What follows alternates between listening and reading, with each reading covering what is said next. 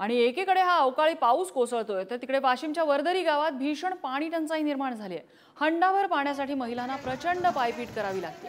6-7 दिवसाआड गावातल्या विहिरीवरून पाणी पुरवठा होतोय, मात्र विहिरीत पाणी साठा कमी असल्यानं गावकऱ्यांना पुरेसं पाणी मिळत नाहीये, त्यामुळे नागरिक संतप्त झाले।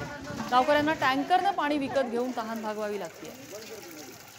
वाशिम जिल्ह्यातील मालेगाव तालुक्यातल्या वर्दरी या गावामध्ये भीषण पाणी टंचाई निर्माण झालेली आहे। मे महिना अर्ध्यावरती आलेला असताना अजून बरेच दिवस पाऊस येण्यासाठी बाकी आहेत। असं असताना आतापासूनच या गावाला पाण्याच्या झळा बसत आहेत। जिल्हा परिषद शासनाने सांगितलं की आम्ही दुसरी विहीर दुसरा स्पॉट बघू, अजून तर काही झालेलं नाही आहे। एकंदरीत जर परिस्थिती बघितली तर तुम्हाला टँकरने विकत पाणी आणावं लागतंय।